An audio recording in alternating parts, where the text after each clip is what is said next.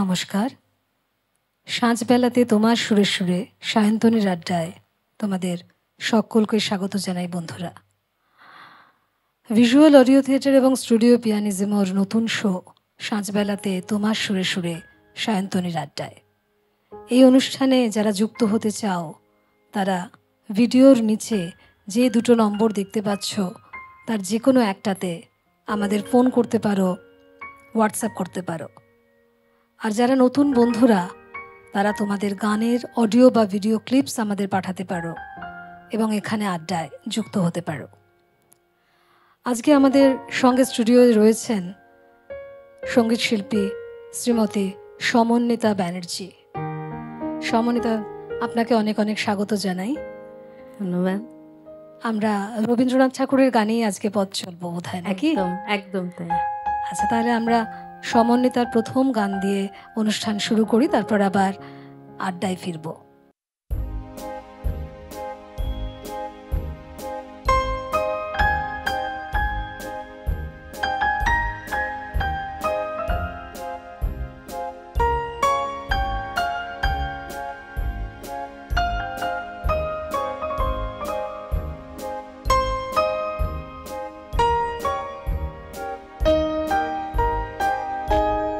শুধু যাওয়া আশা, শুধু স্রোতে ভাষা, শুধু যাওয়া, শুধু আলো আধারে,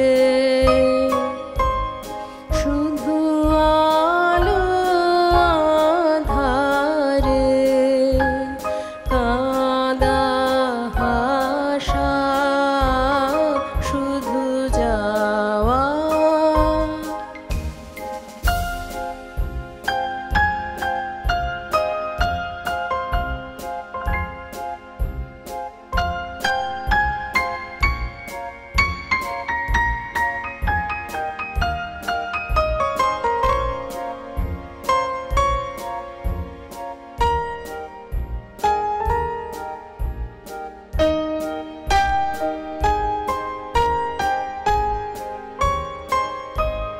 শুধু দেখা পাওয়া, শুধু ছুঁয়ে যাওয়া, শুধু দূরে যেতে যেতে কেঁদে যাওয়া, শুধু দেখা পাওয়া, শুধু ছুঁয়ে যাওয়া, শুধু দূরে যেতে যেতে কেঁদে যাওয়া, শুধু নব দুরাশায় আগে চলে যায়, নব নব দুরাশায় আগে চলে যায়, পিছে ফেলে যায় মিছে আশা, শুধু যাওয়া আশা, শুধু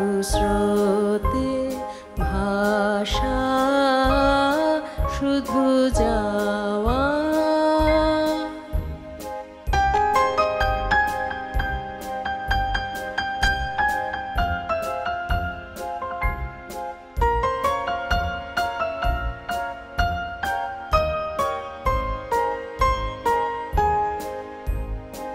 অশেষ বাসনালয়ে ভাঙা বল, অশেষ বাসনালয়ে ভাঙা বল, প্রাণপণ কাজে পায়ে ভাঙা ফল, ভাঙা তরি ধরে ভাসে পারাবারে, ভাঙা তরি ধরে ভাসে পারাবারে, ভাব কেঁদে মরে ভাঙা ভাষা, হৃদয়ে হৃদয়ে আধো পরিচয়ে, আধো খানি কথা সঙ্গ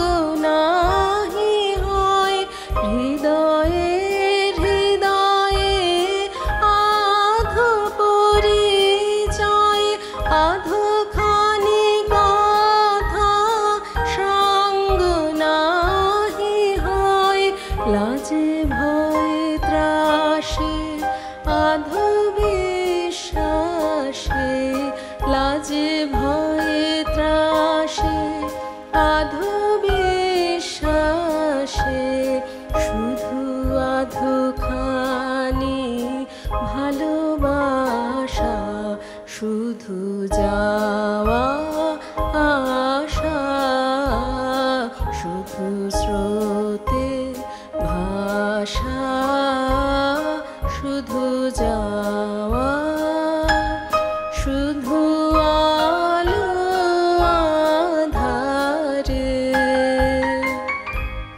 শুধু আলো আধারে, কাঁদা হাসা, শুধু যাওয়া আশা, শুধু স্রোতে ভাষা, শুধু যাওয়া।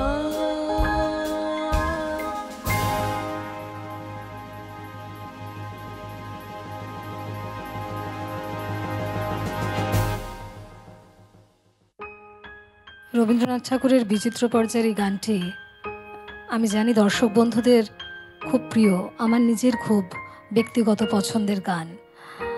সত্যি শুধু যাওয়া আসার স্রোতে ভাষা আর হাসি আর কান্না দিয়েই আমাদের জীবন প্রতিদিন চলে, তার মধ্যেই সুখের মুহূর্তগুলোকে খুঁজে নিয়ে বাঁচিয়ে নিয়ে আমাদের চলতে হয়, আর তাকেই বোধহয় বলে এগিয়ে যাওয়া। ভিজুয়াল অডিও থিয়েটার এবং স্টুডিও পিয়ানিজমোর এই নতুন শো সাঁঝবেলাতে তোমার সুরে সুরে সায়ন্তনীর আড্ডায় আপনারা যে দেখছেন, সেখানে সবচেয়ে অপরিহার্য কে বলুন তো? দেবাশিস সাহা। কিবোর্ডে রয়েছেন দেবাশিস সাহা। দেবাশিসদা ছাড়া কিন্তু এই অনুষ্ঠানটা একেবারেই অসম্ভব। আর আজকে আপনারা যে এত সুন্দর একটা গান শুনলেন, সমন্বিতা যত সুন্দর গাইছে ঠিক তত সুন্দর দেবাশিসদা সঙ্গত করছেন, তাই সকলের আমাদের খুব ভালো লাগছে। সমন্বিতার কাছে একটু ফিরে যাই, একটু আড্ডা দিই। সমন্বিতা, তোমার গানের শিক্ষা কিভাবে শুরু হলো যদি তুমি দর্শক বন্ধুদের জানাও, তুমি কোথায় থাকো সবটাই যদি একটু বলো। নিশ্চয়ই। কলকাতাতেই আমার জন্ম এবং সেখানেই সমস্ত শিক্ষা দীক্ষা সবকিছুই কলকাতাতে। খুব ছোট ছিলাম যখন, আমার মনে আছে, মানে গান মা সবসময় রেডিও চালাতো, ঘুম ভাঙতো রেডিওতে দেবব্রত বিশ্বাসের গান শুনেই। 7:40 গানগুলো হতো তখন, রবীন্দ্রনাথ সঙ্গীত। তো বাড়িতে সবসময় গান চলতো আর কি। আচ্ছা। তারপরে আস্তে আস্তে মাও একটু আধটু গান জানতেন, উনিও অখিল বন্ধু ঘোষের ছাত্র ছিলেন, তার ছাত্রী। আচ্ছা, খুব ছোটবেলায় গান অল্প জানতেন। তারপরে আমাকে নিয়ে নিয়ে একটু একটু, বাড়িতে একটা হারমোনিয়াম ছিল ঠাকুমার, সেটা নিয়ে একটু বসা হতো। তো সেই থেকে হাতে খড়ি হলো মায়ের হাত ধরি। তারপরে আরেকটু যখন বড় হলাম, 5-6 বছর বয়স, তখন আমাকে উনি ডক্টর শৈলেন দাসের কাছে নিয়ে গেলেন এবং সেখান থেকেই আমার একদম প্রপার রবীন্দ্রসঙ্গীতে যে ট্রেনিং যেটা, সেটা ওনার কাছেই বেশ শুরু। আচ্ছা। আর তার আগে থেকে তো গান, মানে গানের মধ্যে সুর সবসময় বাজতো। দেবব্রতর গান জেঠু তখন আমাকে জিজ্ঞেস করেছিলেন, দেখি একটা গান শোনা। তখন আমি গাইলাম, বড় আশা করে এসেছি গো কাছে ডেকে এলো। গানটা শুনে জেঠুর একদম মানে হো করে হেসে উঠেছিলেন যে গানটা এতটা অ্যাপ্ট হয়েছে। এবং দেবব্রত তখন আমার কানের মধ্যে, আমি দেবব্রত গান ছাড়া আর কিছু শুনতাম না, ভালো লাগতো না। তো সেই থেকেই ভালো লাগাটা সেইখান থেকেই শুরু, রবীন্দ্রনাথের প্রতি। তারপরে তো জেঠুর কাছে একটা অনেক লম্বা সময় শিখেছিলাম, 16-17 বছর প্রায় ওখানে শিখি। তারপরে সাথে সাথে পড়াশোনার চাপে তখন একটুখানি স্লো ডাউন হয়ে যায়। গ্র্যাজুয়েশন হয়, ফিজিক্স অনার্স ছিল। তারপরে এগুলো সবই কলকাতায়। হ্যাঁ, তারপরে বিবাহ সূত্রে বাইরে। হ্যাঁ, তারপর 2.5 বছর আমি কলকাতাতে চাকরিও করেছি। আচ্ছা। তারপর বিয়ে হয়ে যায় যখন, আমি চলে যাই দিল্লি, চলে যাই, গুরগাঁওতে থাকি, ওখানে গিয়ে আবার চাকরি। তখন একটু ডিট্যাচড হয়ে গেছিলাম গানের সাথে, কিন্তু গান শোনা বা নিজে নিজে তোলা সেই ব্যাপারটা ছিল, ব্যাস সেটুকুই। আচ্ছা, মানে ধরে থাকা আর কি, ধরে থাকা একেবারে, মানে চর্চাটা চালিয়ে যাওয়া এবং গানের মধ্যেই থেকে যাওয়া। একদম একেবারে। যাবো আবার আড্ডায়, শুনে নি আর একটা গান।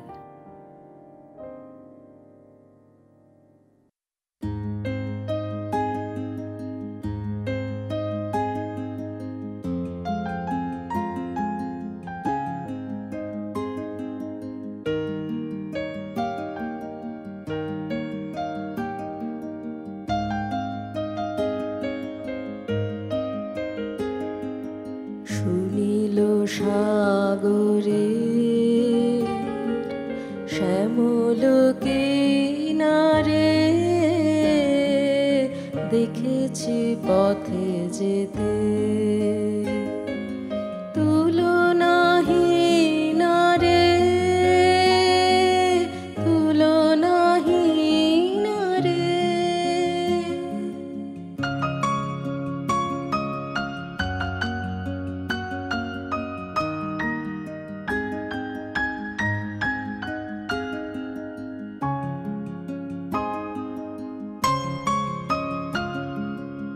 এ কথা কভু আর পারে না ঘুচিতে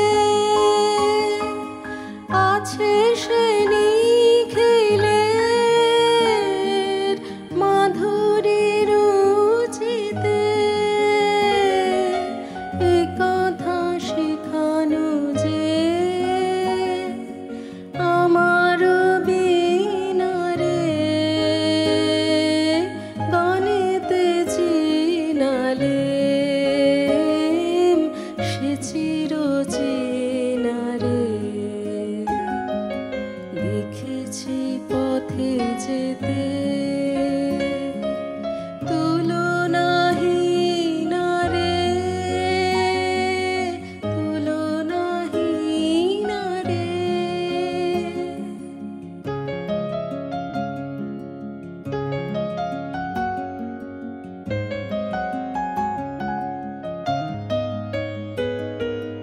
সেই কথা সুরে সুরে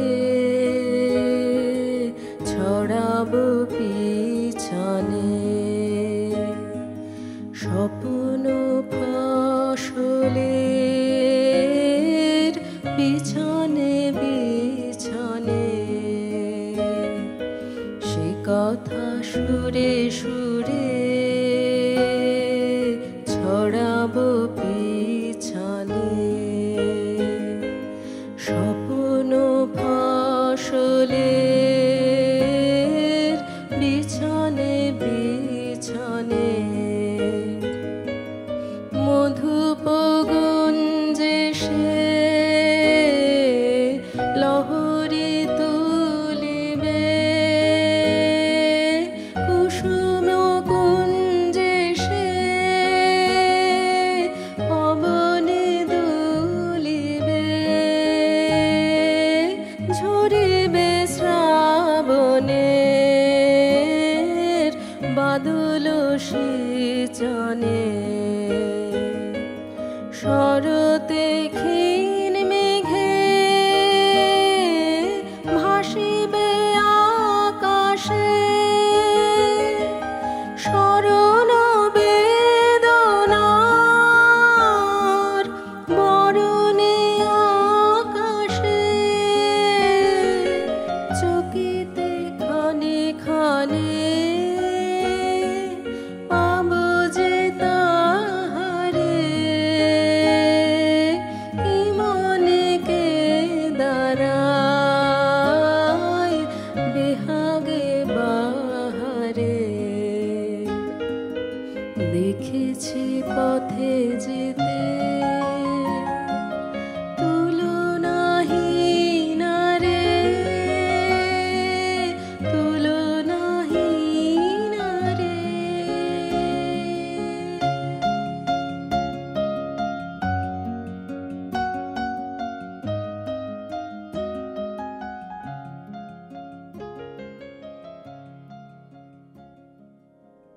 অপূর্ব গান শুনছি সমন্বিতার, আর তার সঙ্গে দেবাশিসদার অসাধারণ সঙ্গত। আমার মনে হয় দর্শকদের এই পর্বটি খুব ভালো লাগছে। আমরা পরের গানে যাওয়ার আগে একটু সমন্বিতার কাছে যাব। সমন্বিতা, তুমি যে দিল্লিতে থাকো, দিল্লিতে তো আমাদের কলকাতার মতন করে সংস্কৃতি চর্চা এটা বোধহয় হয় না, আমার ঠিক অতটা জানা নেই। তবে নিশ্চয়ই খুব সংস্কৃতি সম্পন্ন শহর দুটোই, দিল্লি এবং কলকাতা। তবে কলকাতায় তুমি বড় হয়ে ওঠা যেহেতু তোমার, সেই কারণে নিশ্চয়ই তুমি কলকাতাকে এই ক্ষেত্রে মিস করো। একদম ভীষণভাবে মিস করি। আর প্রথম যখন আমি গিয়েছিলাম ওখানে দিল্লিতে, যখন আমি যাই, তখন একেবারেই মানে ডিট্যাচডই হয়ে গেছিলাম। আমার গান বাজনা মানে আমার কাছে একটা অক্সিজেনের মতন। তো আমার মনে হয়েছিল সেটা বন্ধ হয়ে গেছে।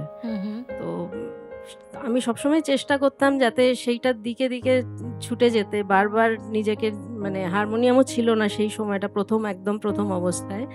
তো নিজে নিজেই গাইতাম গান। এটা একটা খুব খারাপ বোধ তৈরি করে যখন গান গাইতেন ইচ্ছে করে কিন্তু পারা যায় না, তখন খুব দুঃখ হয় আর কি। যারা গান জানেন তারা সকলেই এটা স্বীকার করবেন। একদম। আর তুমি তারপরে গানের এই যে চর্চাটা এত সুন্দর করে যে চালিয়ে যাচ্ছ, সেটা কিভাবে করছো? আচ্ছা, তারপর আমি ওখানে, আমার মা তো একটা, পরের বার যখন এলাম আমার মা একটা হারমোনিয়াম কিনে দিলেন। ওখানে নিয়ে গেলাম আমি, তখন ওটাকে নিয়ে আমি মাঝে মাঝে যখনই সময় পেতাম, একে তো চাকরির একটু চাপই ছিল তখন, ওখানে চাকরি করতে। হ্যাঁ, আচ্ছা। তো আমি বসতাম যখন শনি রোববার হতো, বা রাত্রিরে ফিরে এসে একটুখানি অন্তত 1 ঘন্টার জন্য আমি বাজাতাম ওটা, কিছু গান তোলার চেষ্টা করতাম।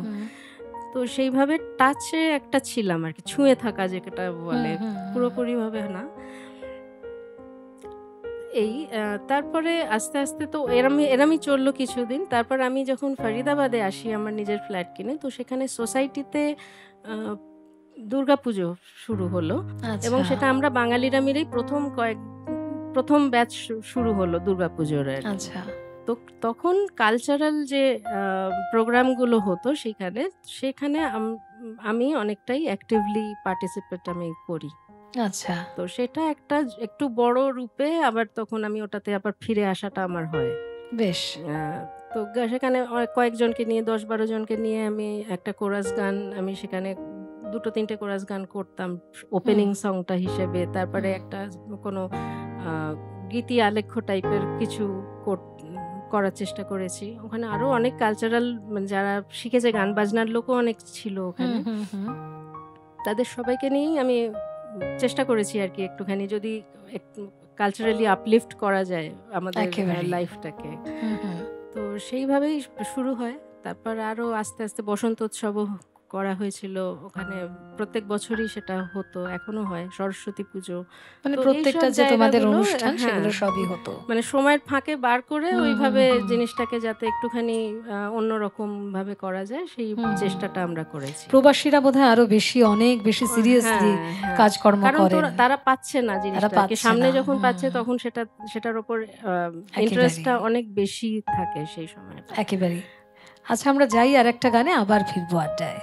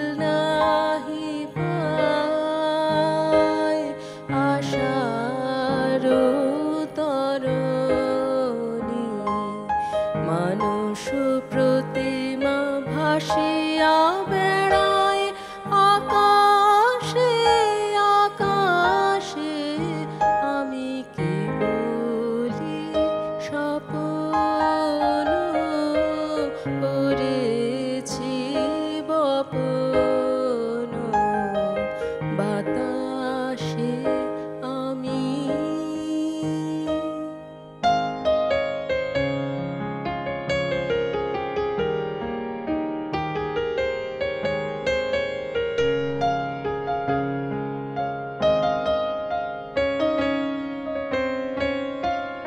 কিছু বাধা পড়িল না, শুধু এ বাসনা বাঁধনে কেহ নাহি দিল ধরা। কেবলি সুদূর সাধনে আপনার মনে বসিয়া একেলা অনল শিখায় কি করিনু খেলা। দিন শেষে দেখি ছাই হলো সব হুতাশে হুতাশে। আমি কেবলি স্বপ্ন করেছি বপন বাতাসে আমি। তাই আকাশ কুসুম করিনু চয়ন হতাশে আমি। কেবলি স্বপ্ন করেছি বপন বাতাসে আমি।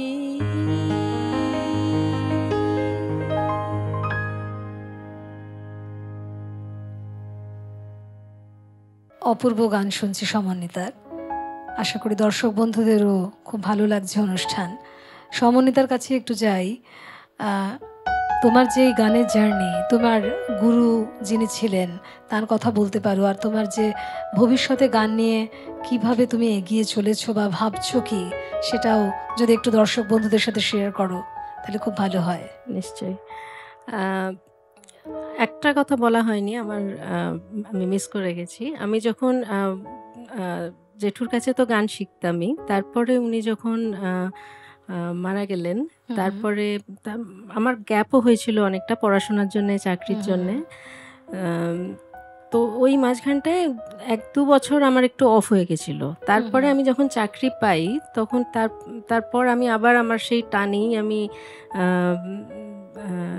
শ্রদ্ধেয়া ডক্টর চিত্রলেখা চৌধুরী, ওনার কাছে আমি যাই। আমি তখন তুমি কলকাতায়? হ্যাঁ, তখনও বিয়ে হয়নি। হ্যাঁ, তো চাকরি করতে করতেই আমি ওনার কাছে গিয়ে আমি বিকেলবেলা ক্লাস করে আমি বাড়ি ফিরতাম। আচ্ছা, এরকম হতো। তো উনি অনেক জায়গায় আমাকে পাঠিয়েছিলেন। আমি টিভি বাংলাতেও একটা অনেক দিনের আমার যে গান এই অনুষ্ঠানটি হয়েছিল, ওখানে একটি ডেবিউ নবাগতা শিল্পী হিসেবে আমি সেখানে আমাকে উনি দিয়েছিলেন। আচ্ছা, তো আমি সেখানেও গান গেয়েছিলাম। অনেক জায়গায় আমাকে পাঠিয়েছিলেন উনি। রথে জোড়াসাঁকোতে গেয়েছি ওনার গ্রুপের সাথে। তারপরে একটা রেডিও কেবল এক প্রোগ্রাম হতো হাওড়াতে, সেখানেও আমাকে পাঠিয়েছিলেন উনি, খুব স্নেহ করতেন। তো তারপর আবার আমার সেই একই ব্যাপার, বিয়ে হয়ে যায়। বিয়ে হয়ে গিয়ে আমি তো দিল্লিতে গিয়ে সেই একই ব্যাপার। তারপর যখন কোভিডের পরে আবার নতুন করে আমি সমস্তটা গানটা আবার নতুন করে আমি যেন শুরু করলাম সেই লকডাউনে। বাড়িতে বসে আমার আর কিছু করার ছিল না, আমি শুধু গান গাইতাম আর চাকরি করতাম, একা থাকতাম একদম। সেই সময় আমার হাজব্যান্ডও বাইরে চাকরি করতেন আর কি। আচ্ছা, তো মানে কোভিড পিরিয়ডের কথা বলছো? হ্যাঁ, একদম ওই লকডাউনের টাইমটাতে। তখন নতুন করে আমি পুরো সব কিছু, মানে দিনে সারাদিন প্রায় 3-4 ঘন্টা আমি সকালে 2 ঘন্টা, রাত্রিরে 2 ঘন্টা আমি বসতাম গান নিয়ে। তারপরে সেখান থেকে অনেক ফেসবুকে দিতাম, ইউটিউবে আমার পোস্ট হতো গানগুলো। তো অনেকে লাইভ শুরু হলো আমার ফেসবুকে, আমি করলাম। এবং তারপর আমি যখন লকডাউন খুলে গেল তখন আমি একটি অডিও অ্যালবামও করি আচ্ছা। আমাকে হেল্প করেন। আমাকে প্রথমে তবলা ছিল না, আমি তবলা অনলাইনে আমি খুঁজতে থাকি যে আমি তখন আমি মলয় দাস ওনাকে আমি পাই, ফেসবুক থেকেই পাই। তো উনি বলেন আমি অনলাইন ক্লাস করাই। আচ্ছা। তখন ওনার সাথে করতে করতে আমি কলকাতায় এলাম। তখন ওনারই একটি পরিকল্পনায় আমি অডিও অ্যালবাম একটি করি, আচ্ছা, তোমার পরশ আসে বলে। বাহ। 6টা গান ছিল তাতে, এবং তার পরও আরও 6টা গান আমি আরেকটি অ্যালবাম হয় আমার, সেগুলো সবই আমার ইউটিউব চ্যানেল সামানবিতা মেলোডিজ ওতে আপলোড করা আছে। আচ্ছা, চাইলে সবাই শুনতে পারেন, নিশ্চয়ই। আশা করি ভালো লাগবে।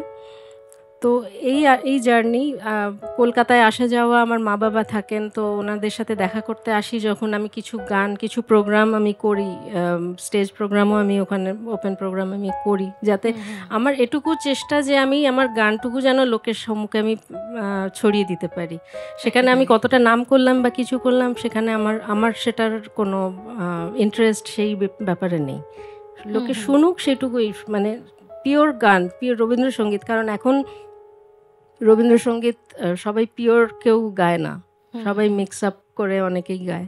তো আমি একটু বেশি কনজারভেটিভ, আমি যেরকম শিখেছি আমার গুরুদের কাছ থেকে, তো আমি চেষ্টা করি সঠিকভাবে আমি গানগুলো যাতে লোকের সম্মুখে নিয়ে যেতে পারি। একদম। সমন্বিতার জন্য আমাদের তরফ থেকে অনেক শুভেচ্ছা তো থাকলোই, কারণ শুদ্ধ রবীন্দ্রনাথের গান সত্যি এখন খুব কম শুনতে পাই। তো সমন্বিতা অনেক এগিয়ে চলো, এবং আমাদের স্টুডিওতে তোমাকে আবারও আসার আমন্ত্রণ জানিয়ে রাখলাম। যাব পরের গানে। মোর বীণায় ওঠে কোন সুরে বাজে, কোন নব চঞ্চল ছন্দে, মোর বীণায় ওঠে কোন সুরে বাজে, মম অন্তর কম্পিত আজি, নিখিলের হৃদয় স্পন্দে, মোর বীণায় ওঠে কোন সুরে বাজে, কোন নব চঞ্চল ছন্দে, মোর বীণায় ওঠে কোন সুরে বাজে।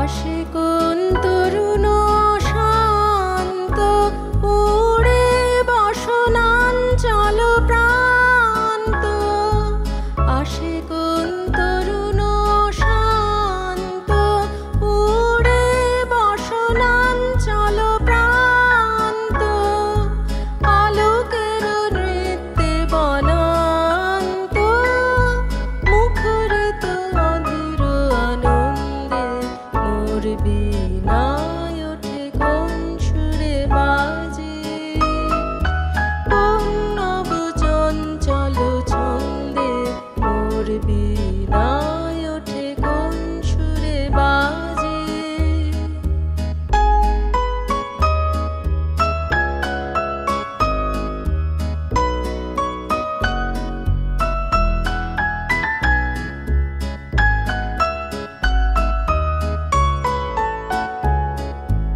অম্বর প্রাঙ্গণ মাঝে,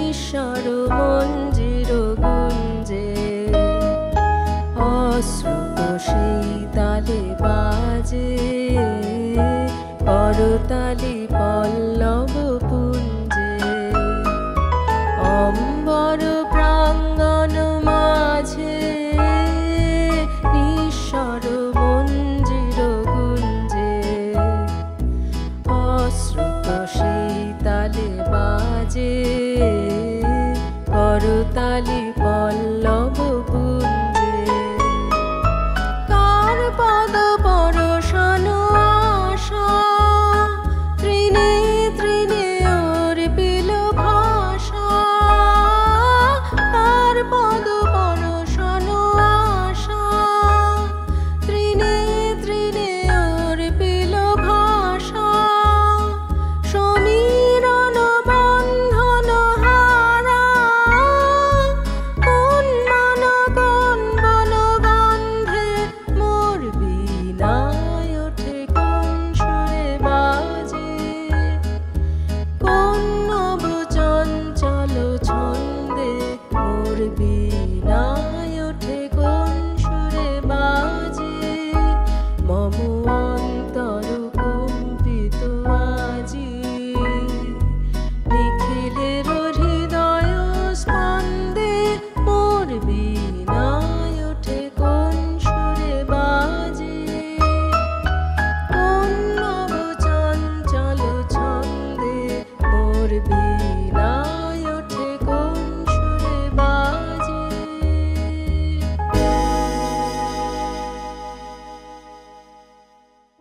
প্রিয় একটি গান শোনালে সমন্বিতা। প্রত্যেকটি গানে তোমার নির্বাচন খুব সুন্দর। আমরা একেবারেই অনুষ্ঠানের শেষে এসে পৌঁছেছি। সমন্বিতার গান দিয়ে অনুষ্ঠান শেষ হবে। তার আগে আবার জরুরি কথা একটু ফিরে যাই। ভিজুয়াল অডিও থিয়েটার এবং স্টুডিও পিয়ানিজমোর নতুন শো সাঁঝবেলাতে তোমার সুরে সুরে সায়ন্তনীর আড্ডায়। প্রত্যেক দিন ভিজুয়াল অডিও থিয়েটারের ফেসবুকের পেজ আর স্টুডিও পিয়ানিজমোর ইউটিউব চ্যানেলে সন্ধে 6টায় আমি আসছি তোমাদের কাছে। আর সঙ্গে অবশ্যই রয়েছেন দেবাশিস দা, দেবাশিস সাহা কিবোর্ডে।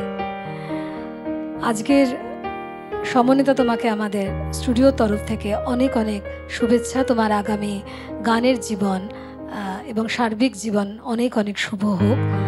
দিল্লিতে গিয়েও আমাদের ভুলে যেও না। একদমই না। আবারও যখন কলকাতায় আসবে এসো আমাদের এখানে। আমাদের অনেক অনুষ্ঠান পেয়েছি, এটা আমার কাছে অনেক বড় প্ল্যাটফর্ম। Thank you. ঠিক আছে, চলো আমরা একেবারে শেষ গানে পৌঁছে যাব।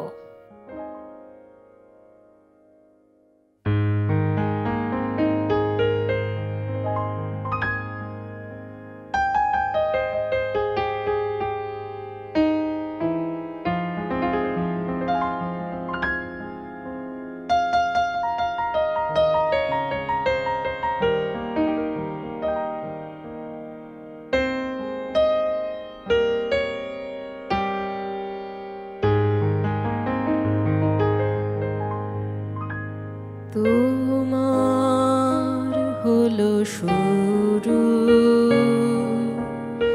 আমার হলো সারা।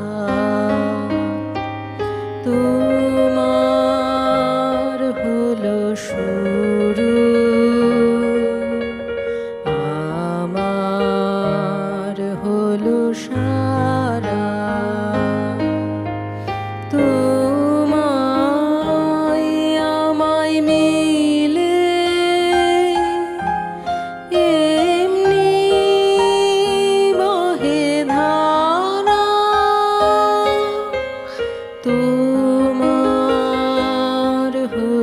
শুরু, আমার হলো সারা।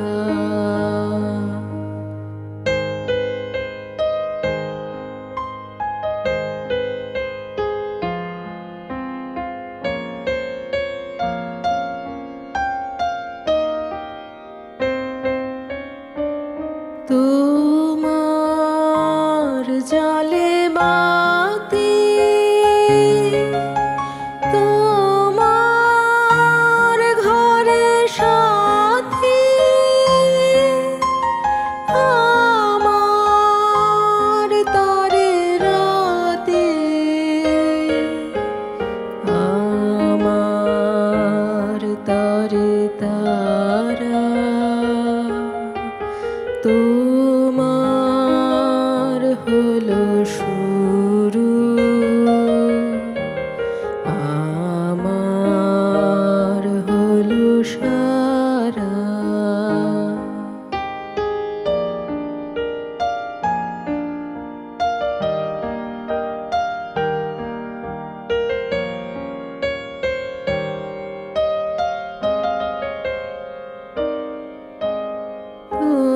তোমার আছে না